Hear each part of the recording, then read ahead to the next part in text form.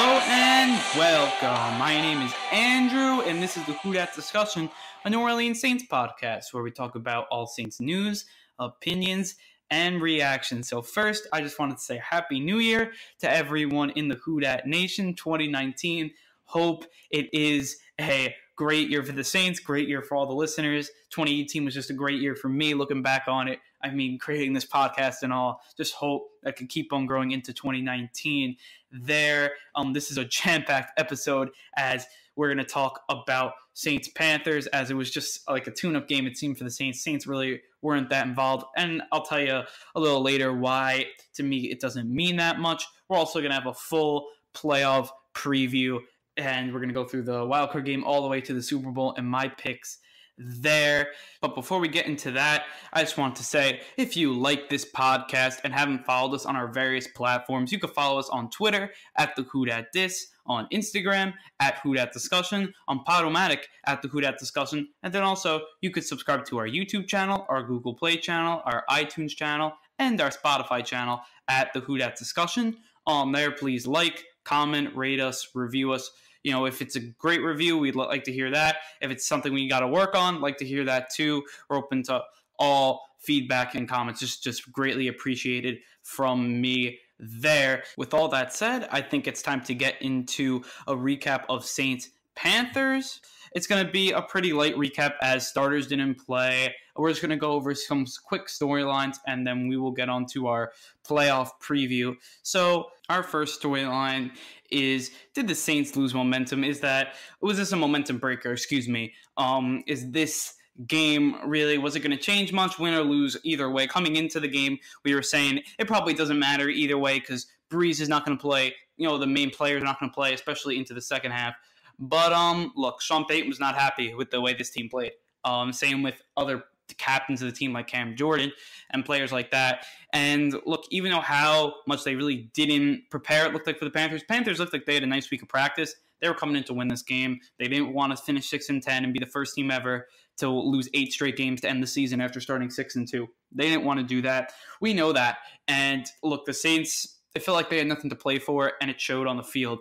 And look, at the end of the day, it's not the worst thing in the world. Sean Payton will get everything corrected and on to the preparation, whoever they play. So to me, not really a loss of momentum. The Saints, look, they're not coming in rocky at all. Look, I didn't really expect the Saints to blow the Panthers out. A lot of people did project them to win, but not by much. And this was obviously below people's expectations, the way the team played. Very, very flat this week. But at the end of the day, it really doesn't matter. You really shouldn't be looking too much into this. Look what happened in 2009. I know it wasn't the same score. They lost 23-10. We lost 33-14. But when you look at it, both teams came out flat with their backups in. And to me, it just didn't show the team's full identity. Look, with most of the offense sat, besides like Michael Thomas, who wanted the record. Congrats to him for getting the record. Besides him, I mean, there were really no starters out there with Teddy Bridgewater. Look, the defense, they played very, very vanilla in the first half, and it showed. Look, this Saints defense, they are not the best defense in the league. We know that, and they probably need a scheme to be successful. So just putting them out there, basically playing man-on-man and just say, go rush the quarterback, stuff like that, it's probably not going to work. They didn't prepare for the third-string quarterback for the Panthers, Kyle Allen. It showed. So, I mean, look, you can't look that much into it. And you see that it was just very vanilla man-to-man, and just there were no really blitzes. It was easy for the Carolina line to pick up all our rush. So for me, you couldn't get it done, but there were reasons why. You have the bench players in. They usually don't play second, third stringers. There were some positives, obviously. Dwayne Washington ran for 100 yards. Congrats to him for that. Our third string running back. All that running was in the second half. Look, Taysom Hill scored another touchdown. Teddy Bridgewater got back on the field, threw a touchdown pass. That's obviously really big there. I mean, he's only the 4th player to throw a touchdown pass since 2006 for the Saints. Obviously, Breeze having all of those touchdowns and really being the only QB for the Saints in this time span. But when you look at it, to me, you can't really base this full season, or like even you can't base how the Saints are playing based on this game. Go back to the Steelers game. That's how the Saints are playing. This is kind of just a wash, preseason tune-up kind of onto the playoffs. And I think the Saints treated it like that way. And look, when you have a team really looking to win a regular season game and a real NFL team prepared to win against a team that's not really prepared, I don't really care how much more skilled you are, you're probably going to lose. And that's really what I saw in this game. I mean, our next storyline was sitting the starters the right move? And to me, it was. You do not want to see these guys injured. As much as I get it when the fans that went to maybe their first Saints game and they get to see Teddy Bridgewater instead of Drew Brees. Look, I feel bad. Look, I went to my first Saints game in the Dome just earlier when he broke the record back in October. If he wasn't playing that game, I would have been bummed out. But at the end of the day is, if I went to this game instead, I'd be like, well, we have the first seed going into the playoffs. We don't need to risk our star quarterback in this game. And I think that was the right move by Sean Payton. Sitting Kamara was definitely the right move. They're probably still trying to make up for the first 4 games, giving him so much of a workload, heavy workload in that game. So that's why I see there. I mean, again, coming off the injury, I'm fine with sitting him down, and the offensive line's banged up. Give him these next 2 weeks fully off, and get him to play. And I think, look, the Saints, with more time, they usually do better. Some teams get on a roll, and they like doing that. There are teams like, I believe, the Packers. To me, I think once they got on the roll in their history, they're able to, go far in the playoffs. Giants are another team. They won their 2 Super Bowls when they were played in the wild card round. The Saints are not one of those teams. I think they need a bye week, and especially having a lot of home games is going to help the Saints. We know that. And when you look at the 2019 and the parallels with this team, it's so striking that team, very similar. They were 6-2 like the Saints, both 6-2 at home, losing 2 home games, which for really good Saints teams is kind of maybe even a little high. But to me, you got to look at the Saints as a 13-2 team, not a 13-3 team. And as much as some people are going to say, the media is going to say, well, bad play, they look awful going into the playoffs. To me, you just can't let the media get in your head. And when you look at it, Sean Payton always likes to drive his players to make, if there's like a false crisis, sometimes he makes them up. He did it in the Super Bowl year, and he's going to do it now, probably with this game.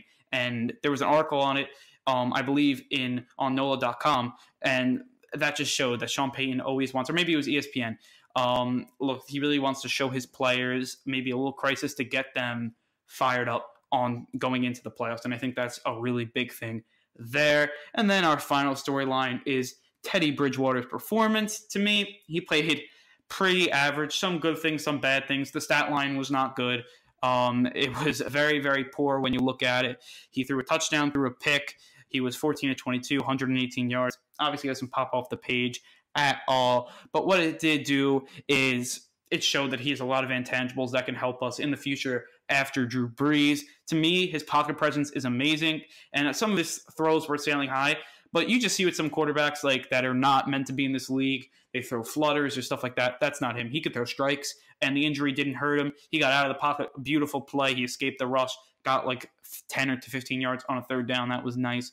And to me, he showed a lot of good things. Obviously, some bad things, but he was playing on an offensive line that was their first time playing together with 2 guys. Both his tackles were off the street. So when you look at it, you can't put that much in the game, but he came out healthy. He showed that he's past his injury, and that's all really good stuff for Bridgewater there. So with all that said, I think we should wrap up our recap. I mean, not that much to talk about with this game because, look, it's basically as much weight as a preseason game. I don't want anyone coming out here and saying that, oh, it was a big game and, like the Saints need to win this game. They didn't. Look, it's fine. Sean Payton and all Sean Payton's teams, they're known for sitting players, and they won't care about the momentum if they can sit players, get more time. Because you know what Sean Payton's doing this week. These players are working hard. It was on, I believe it was NFL Network that they said the teams that go to the Super Bowl from the bye week, they work really hard during that bye week. And Reggie Bush, who's on the 2019 team, he said, yeah, that team worked really hard during the bye week. And I think this team's the same way.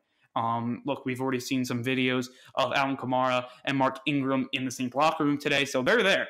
They're working. They want this chance to go and make a deep playoff run, and they're not going to stop it. They're going to go through a really nice – they'll get their break, but they're going to go through a nice preparation this week and next week, and they're going to be ready to go on a run. It's 3 games. It's a 3-game season really right now to win the championship, and you got to go 3-0 or you're not going to win it. The good thing is 2 of those games are going to be in the Superdome if they would end up playing them, and that's obviously really good stuff there. So that transition us well into our playoff preview. And look, we're going to start with the NFC, then go to the AFC. We're going to go by our seedings. We'll start with the wild card with a brief matchup. Then we'll talk about the Saints' incoming matchups for the divisional round and the NFC Championship game. So just a quick rundown on the NFC seeds. The Saints have the 1 seed as the playoffs will be going through New Orleans. The Rams, they're going to get their first round bye as they were 13-3. And with the 2 seed, the Bears go in at 12-4. And the 3 seed, they will host a wild card playoff game, but they will go on the road in the divisional game. They play the Eagles in the 6 seed. They are 9-7. Look, they're coming in hot. That's one thing they are. They were 6-7. They lost to the Saints 48-7. They come back. Nick Foles comes in. They win a couple games in a row, and they're riding high. And that's really big stuff for them. They're a hot team, and I'm really scared of them if they would get in. Some people aren't very scared of them, but I am a person that's going to say, look, this team, look what they did last year when they were, unwritten.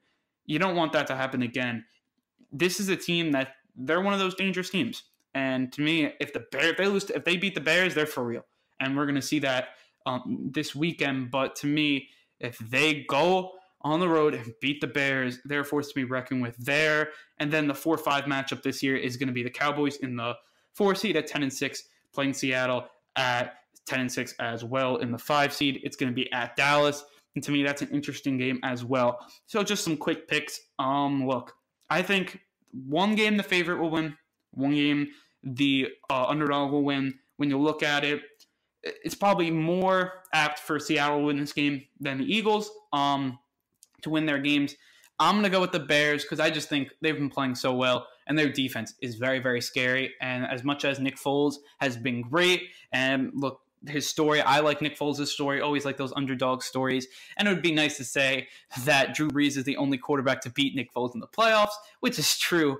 But I think Mitchell Trubisky and that defense, Khalil Mack, they're going to get it done for the Bears. It probably will be a low-scoring, slug-out game, but I think they'll get it done somewhere between 17-14, 20-14. Look, if the Bears came up, the Eagles came up on top of this game, I would not be surprised. Watch out for that. If I was going to watch out for one big upset, because I don't think the Seahawks are a big upset on the Cowboys, but if I wanted a really big upset, watch out for the Eagles. Look, I mean, the Bears, I'm going to pick them because I just think they're a far superior team with the injuries to the Eagles. But don't be surprised. That team's battle-tested, and from last year and this year, they can definitely win games and win games on the road. But look, when they were in the playoffs last year, they didn't get anything. They didn't win any games on the road. They didn't have to. So I think that's something to look for there. I'm going to pick the Seattle Seahawks against the Cowboys. I don't think the Saints will get their chance to beat the Cowboys and kind of a redemption game. Look, as much as the Cowboys, maybe some Saints fans want to see it, that's a hard matchup. And they are good. It's like what we're good at, especially when defense, offense. When you look at it, their defense, they're great at defending intermediate passes, run game. What are we good at? We're good at throwing intermediate passes and running the ball. So when you look at it, that's going to be a big factor there. Also, what could be a game changer in this game if the Saints went up against the Cowboys. I'm not going to think the Cowboys are going to win, but just in case they do, Ted Ginn I think was going to be really big. If the Saints could hit a deep ball to Ted Ginn or something like that, and it really stretches the field, now it puts the linebackers for the Cowboys that maybe they got to stretch back a little bit, and then maybe it says we can't go man on man against these guys anymore. Maybe they have to play zone or something, and then that's where the Saints go for the kill. And it's just that one big play to Ginn. If they can get just one big play to Ginn or another receiver, I just think Ginn is definitely the speedster of the group. This team has a real shot of not just beating the Cowboys, but exposing them, because I just feel that. I think they're going to have to hit that one play over the top, and that would expose the Cowboys. But I think the Seattle Seahawks will win, so we would play the Seahawks. Look, the Seahawks are a good team. Really good team. They got Russell Wilson, obviously manning the helm. He's done a lot for that offense. Chris Carson run the ball really well. Their wide receivers, Doug Baldwin leading that group. And the defense led by Bobby Wagner, they're coming together. And when you look at it, they've been able to rush the quarterback. Their linebackers have been great. And their back end, look, this whole defense, they've been shaky at times, up and down. They're an up and down team, but right now they're riding it up. So they are dangerous. The Saints obviously have had some playoff demons against the Seahawks with the 2010 Marshawn Lynch run, and then also in 2013 they lost they lost by 8 points. the Saints had the ball driving down the field, and then Marcus Colston thought there was less time than there was. He tried to lateral it and said he could just walk out of bounds and set the Saints up for like a 30-yard Hail Mary instead of ending the game there. But to me, I think that's who the Saints will play. It will be Rams, Bears, and Saints and Seahawks. That's what I'm picking. And then from there, we'll get into talking Saints Seattle. To me, I think, look, the Saints at home, I just don't see them losing to this Seahawks team. The Seahawks, although battle-tested, I just don't see them coming up on top in this game. And why? When you look at it, I just feel like Drew Brees and this offense, the Seahawks, they don't have that one-star corner. And as much as their defense is kind of playing well, Michael Thomas, they're going to have to bracket him, which then leaves Ted Ginn. Because I think Ted Ginn's going to have to – it's going to be a big thing for this team to hit that deep ball, whoever they play. Because then you can't really double Mike Thomas if you have to respect Ted Ginn over the top. So then that shows you get into those one-on-one with Michael Thomas, and we can win on offense. Same thing with the running game. If we can run the ball, really last playoffs, the one thing the Saints couldn't do, they ran the ball amazing in the regular season. We all know that. They got back to where they wanted to be running the ball. Then the playoffs, really non-existent. Mark Ingram did not do much in the playoffs, and Alvin Kamara out of the backfield didn't do much. He was a good receiver, but he wasn't a good runner. The Saints were averaging probably under 3 yards a carry or right around 3 yards a carry. It wasn't that strong. But when you look at it and look at what the Saints could do this playoffs, if they can get that double team off Mike Thomas and then they also could run the ball well, I think that they'll be able to crack the Seattle defense, which, look, at the start isn't amazing. It's obviously not the worst. When you look at their back end, look, they got Trey Flowers, who's a good corner there. Bradley McDoodle, is a pretty good safety. Their linebackers, very strong when you look at Wagner, Wright, and Mingo. Strong players there. They're all very, very good. And I think that, look, they're an up-and-down defense. They don't have that many name brands, but they're an average defense. And then Russell Wilson. I think the Saints are a good matchup against Russell Wilson, though. Look, the Saints will probably be able to stop Chris Carson in that run game. And I think the Saints will do a really good job at containing Russell Wilson, especially if you have Davenport and Cameron Jordan. Davenport, and you saw it against Dak Prescott and other running quarterbacks, he's a great player at containing. And he's still obviously young and raw, but his athletic skills warrant him to be able to contain quarterbacks. And that's the same thing with Cam Jordan on the other side. And if you can keep Russell Wilson in the pocket and not making these marvelous plays that he does, because sometimes he makes these miraculous, marvelous plays, then, look, he's a good quarterback in the pocket, don't get me wrong, but he's not as good as he is outside the pocket and when he's a playmaker. And I think if the Saints could stop him and keep him contained, it's kind of like what they do against Cam Newton, they're going to be successful.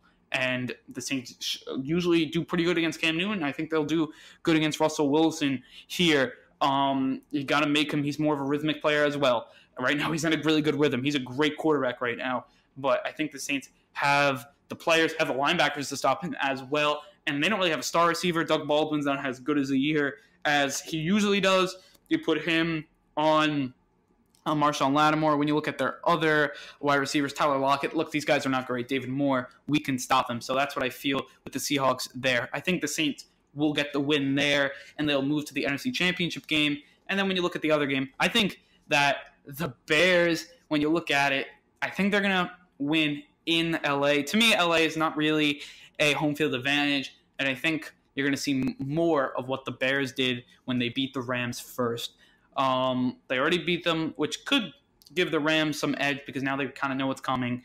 But with their team kind of banged up, Jared Goff is not playing his best football. To me, it's going to be hard for them to win against Khalil Mack and stuff like that, and especially their defense is not playing well either. So they're Trubisky, and those boys, Tyreek Cohen, those guys are going to be able to score some points. Maybe it's not 35 points, 45 points like the Saints would put up, maybe, or what they did put up. Maybe it's just 24. And with this defense, if you're telling the Bears defense, we win if you give under 24 points, even against this Rams offense, I think they will be very happy and they'll be able to get it done. If the Bears get ahead, which I think they will, I think Jared Goff, young quarterback, is prone to make mistakes, and I think he's going to make more mistakes, than Mitchell Trubisky. That's what I feel, and I'll take the Bears there. I think maybe the Bears will get a defensive touchdown, and the Bears will get the win there to set up a Saints-Bears NFC Championship rematch of 2006. But that time it was in Chicago, and this time the Bears have to visit the Dome. And when you look at it, I'm going to take the Saints here, and here is why. And I'll take the Saints to go to the Super Bowl in my playoff preview. So what I'm saying with this matchup is going to be extremely close. I think the Bears are like a better version of what Dallas tries to do, which sometimes can be a little daunting. When you look at it, they have an amazing pass rush with first, and they can get pass rush up the middle. They can get pass rushes to the side. They have the best rusher in the league with Khalil Mack. When you look at it, this defense is legit. When you look at it all around, they have good corners, Prince of Makamura. They have Eddie Jackson from the safety position, who had 2 pick sixes, only 2 players to do that this year. That's obviously really strong there. They are legit. They have some players we used to have with Akeem Hicks, who the Saints gave up on him too early. He's going to have something to play for. And then when you look at their linebackers with Roquan Smith, who in the draft, I was all over him in the draft, and he's a great player, and he has been a great player, and Denny Trinathan, and even when you look at Leonard Floyd, these guys play, and they are good football players. Look, Kyle Fuller, the cornerback, they have a star-studded defense, best defense in the league. We know that. They're really good at stopping the run. They're even better than the Saints at stopping the run. And they can stop passing as well. But this is where I think the Saints will get them. And I think that this team, the Saints will be able to do, is going to be who's going to make more mistakes. I think it's going to come down to that, because the Saints, they obviously have a star-studded offense and a very, very solid defense. And I think it's going to come down to a Mitchell Trubisky mistake, fumble, pick, and I think that's what it's going to come down to. Breeze in the playoffs has been amazing. He's a great playoff QB. A lot of people don't want to say that because his record's not great, but look at his stats. They are probably one of the best of all time. When you look at it, and in these playoff games, he's probably not going to turn the ball over much. Maybe once, but besides that, he really hasn't his whole career. So why would he now? When you look at the Bears, Trubisky, new to this whole playoff thing, and look, if he makes 2 turnovers, 3 turnovers, Bears won't be able to get it done. I don't care how good that defense is. He's going to put the Saints in favorable situations, and the Saints this year have been great. When the defense gets turnovers, they get touchdowns, and I think that will continue for the Saints.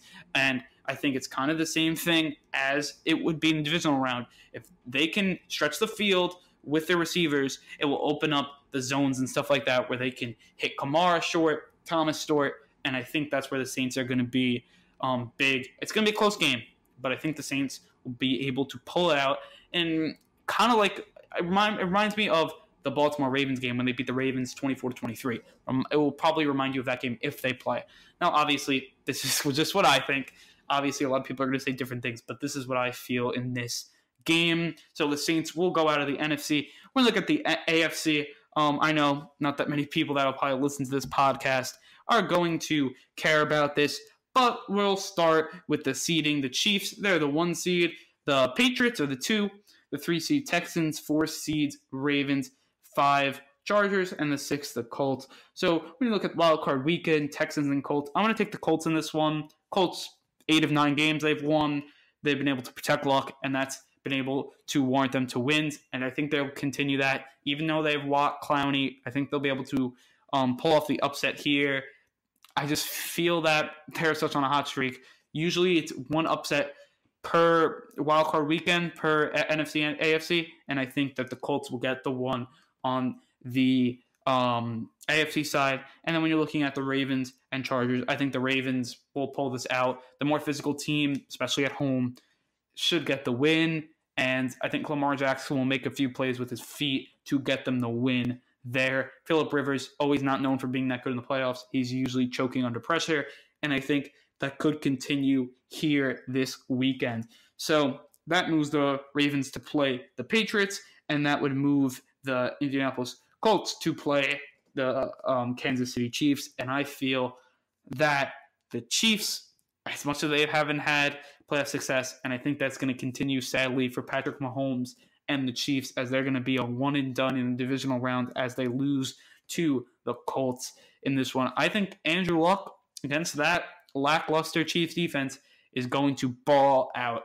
To me, he's a top 5 QB, and he's played like a top 5 QB this year. He's played better than the likes of Roethlisberger, quarterbacks like that, and I think he's going to ride them to an AFC championship. To me, KC, they've shown a lot of weaknesses. They just lost to Seattle, who I think will play the Saints in the divisional round.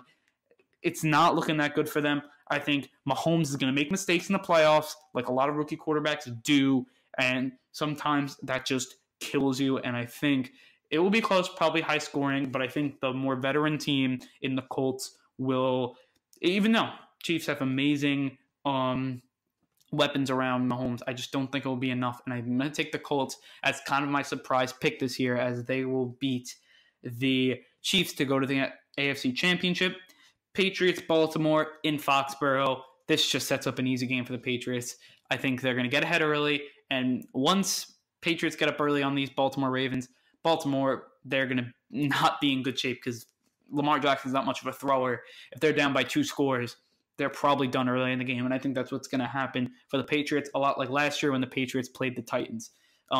Look, as much as you want to say that Baltimore, they're great, and they've been great, they play a lot of close games. They'll keep on playing close games. At home, it probably warrants them wins, but on the road, especially against the Patriots, they're going to pounce on them. And then our AFC Championship, Colts, Patriots. I'm going to take the Patriots in this one, and I think a drubbing. As much as the Colts are going to get there, they're going to be high on getting to the championship game. The Patriots, to me, as much as they are not the best team this year, talent-wise, their skills, their discipline will get it done in this game. And I don't think it will probably be close. As much as the Colts look like they'll be riding high after a couple of big wins, I think the Cinderella story will end there, and the Patriots will go to the Super Bowl to face the Saints in Atlanta. And that's an interesting one. This is my pick. I think that's what a lot of people are thinking. These two teams, that's obviously a popular pick, and that's what I'll think. We're going to get into the preview of that game, though, as I think this is a game, if Breeze wins this is a legendary shakeup. I think if he wins this, now beats Brady and beat Peyton in a Super Bowl, he beat the 2 best quarterbacks of this era, people would say. I think Breeze is better than Peyton, but a lot of people wouldn't say that. And now he's beat both. To me, that puts him into top 3, unquestionable. The amount of ranking that he is at. He has to be at 3 at least, because I know he's the only 2 Super Bowls, but he's beat 2 amazing quarterbacks.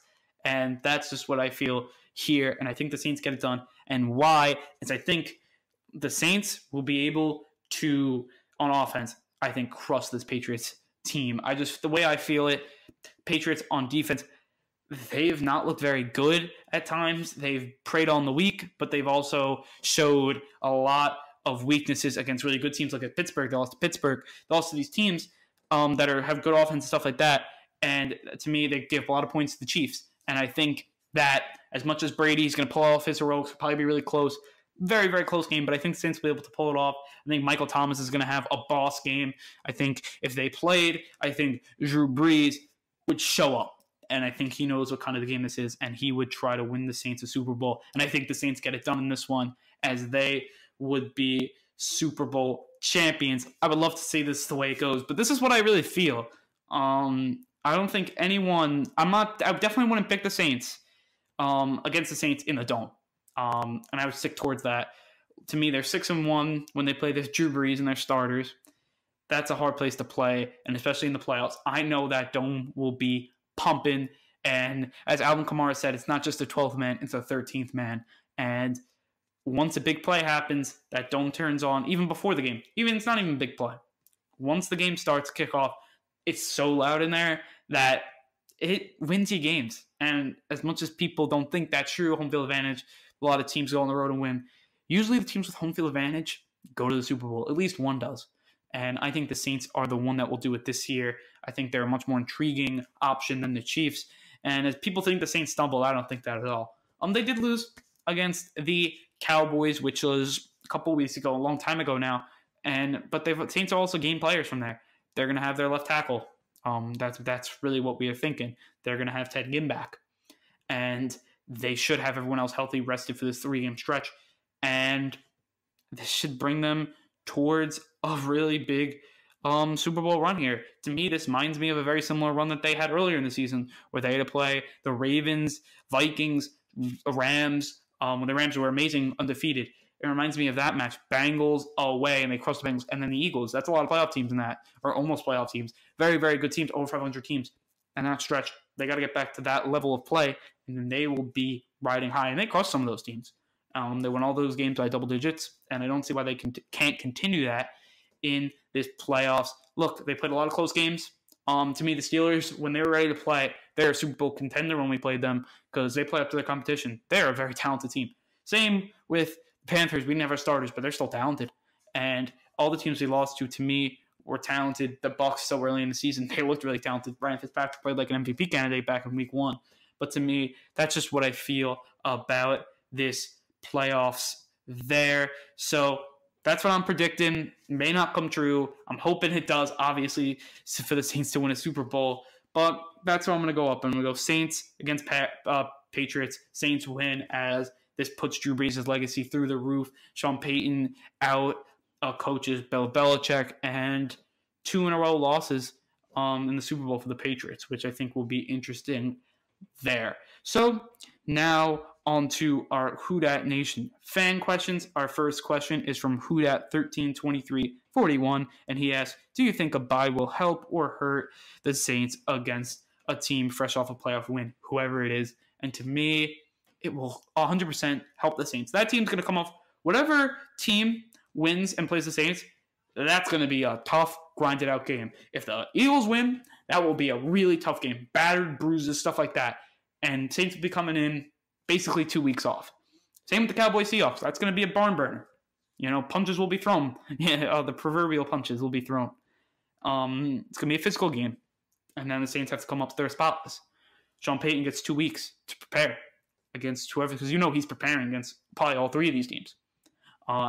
He's probably going to go watch this game. Now they have another game of tape to look at that the opponent won't be able to. And I think that just goes the Saints' way. Saints do amazing off bye weeks. Playoffs, not playoffs, they are amazing when they have to play bye weeks. And I think it's going to be huge for us. And I think it's going to be a reason that we're going to go all the way. And that's just what I feel for this team.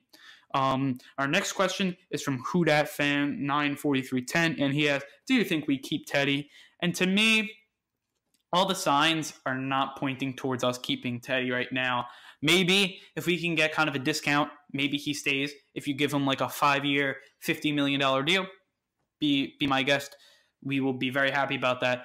But if he gets 5 years, $85 million, $90 million, which he could easily get, I don't think the Saints keep him. And I think if they're going to replace Drew Brees, I think they're going to do it with someone cheaper, a rookie of some sorts, because they're going to have to pay all these young stars with Kamara, Thomas, on the defensive side, Lattimore, Rankins. It's, to me, the best option for this team if they're going to win for the future. It's probably going to have to go through the draft and get another really good QB if they have to trade up or whatever it is. 2020 may be a good draft to do that. Really deep class. That's when I would do it. There's Tua from Alabama, which I know not a lot of LSU fans like, but he's a really good talent. Jake Fromm from Georgia, another really good talent. If you could bring, it doesn't even have to be those two. You're going to have Herbert out of Oregon. To me, that's if you wanted to get a quarterback, get one in that draft, and the first round, if we're good in 2019, or if it's whenever it is, if we have to trade up, to me, that's when you get a QB, have him sit behind Drew Brees maybe for a year or two, and then Brees will be ready to retire, and then we got hopefully a next franchise quarterback. That's what I would do. But we'll see what the Saints do there. So with all that said, I think it's time to wrap up this podcast.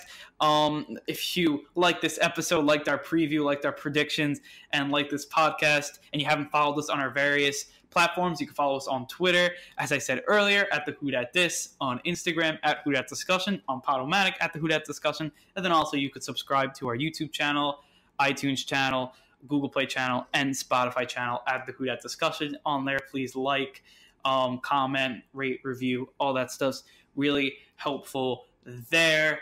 So, look, Saints going into the bye week. Next episode will probably be around Wednesday or Thursday, where we will preview the Saints playoff game, whoever it is, if it's the Eagles, if it's Seattle, or if it's Dallas. We will have an in-depth preview, our most in-depth preview all year long on this playoff game as the Saints look to keep the season alive, in the Dome, and I just can't wait. I just really can't wait for this playoff run. I mean, I know it's going to be stressful. I know there are going to be a lot of hopefully great moments. Hopefully, I just don't want to see another Minneapolis Miracle or another beast mode run or another 2011 Alex Smith, who probably went beast mode on the Saints in that game as well. I just don't want to see that. If this team's going to beat us, I don't want it to be snatched up. I just don't want to be snatched in our arms winning a game. I don't want it to a team with a minute go down and drive and beat us. I don't want that to happen. And I think this team, it's shown this year that they're not going to allow that to happen. But if anything, look, I understand that there's a chance that the Saints not make it. There's, I think, a good chance that they do. But there's also the whole other side that they won't make it, and there's reasons why that maybe they can't beat certain teams. But to me, if they're going to lose, just make it in a game where, to me, we deserve to lose, because I don't think we deserve to lose in the Beast Mode game. We didn't deserve to lose in the Alex Smith game, and we did not deserve to lose in the Minneapolis Miracle game. So to me, just got to go on, and I just can't wait. I know there'll be jitters for all Saints fans, nervousness, but hopefully every game there'll be a happiness at the end, and that's what everyone's hoping for. Choppa style, hit the Sean Payton will be playing in the locker room. That's all we can expect. This season has just been great, and just enjoy every moment because you don't know when it's going to be over. As much as I think the Saints are going to have a deep playoff run, a lot of analysts think the Saints will have a deep playoff run, a lot of fans think they're going to have a deep playoff run. You don't know when it'll get snatched away from you. We know that from last year. So everyone just enjoy this week being off. Enjoy next week as your team's in the playoffs, and by that time, there will only be like 6 teams left in the playoffs. 8 teams left, There'll only be 8 teams left in the playoffs. So, and the Saints play last on Sunday. So by the time the Saints play, there will only be 6 teams, left on Sunday. So you got to enjoy that. That already by default, we're going to be a top, 16? That sounds pretty good to me. So with all that said, I wanted to say thank you, prove them right, and who dat?